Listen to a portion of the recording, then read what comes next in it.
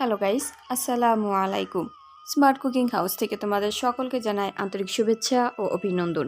আশা করছি তোমরা ভালো আছো। আমিও তোমাদের দোয়া ও আল্লাহ তাআলার রহমতে অনেক ভালো আছি। আবারও চলে আসলাম নতুন একটি রেসিপি নিয়ে। তো এখানে আমি কিছু মাছ নিয়েছি।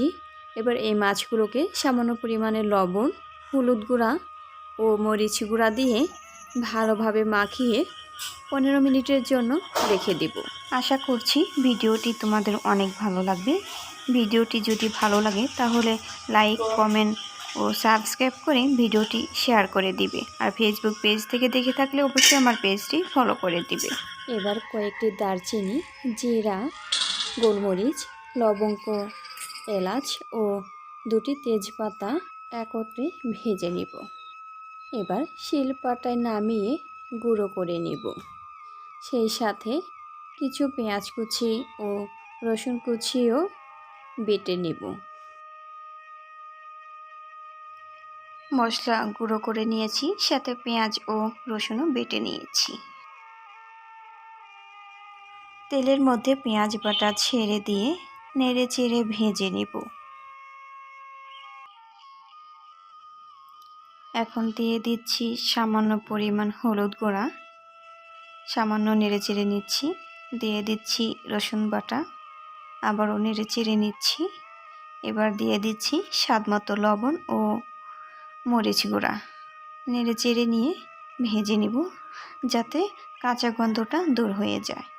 এবার পরিমাণ মতো পানি দিয়ে কষিয়ে নিয়ে দিয়ে দিব টমেটো কুচি। নেড়ে চেড়ে নিয়ে ম্যারিনেট করা মাছগুলো দিয়ে দিব। হালকা করে নেড়ে চেড়ে মিক্সড করে নেব। মাছগুলো আলতো করে নেড়ে চেড়ে নিতে হবে যেন ভেঙে না যায়। এবার ঢাকনা দিয়ে কিছুক্ষণ রান্না করে মাছগুলো কষিয়ে নেব। ঢাকনা খুলে ঝোলের জন্য পানি দিয়ে দেব।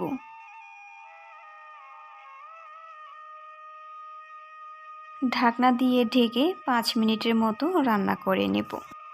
5 মিনিট রান্না করার পর প্রথমে যে মশলাটি বানিয়েছিলাম সেটি দিয়ে একটু নেড়ে চেড়ে নেব। এরপর 1 মিনিটের মতো রান্না করে নিলে হয়ে যাবে। এবার নামিয়ে সার্ভ করে নিব। তোমরা দেখেই বুঝতে পারছো যে তরকারিটা কত সুন্দর হয়েছে, খেতেও দারুণ হয়েছিল। আজ এখান থেকেই বিদায় নিচ্ছি। আবার দেখা হবে নতুন কোনো রেসিপিতে। ভালো থাকো, সুস্থ থাকো। আল্লাহ হাফেজ।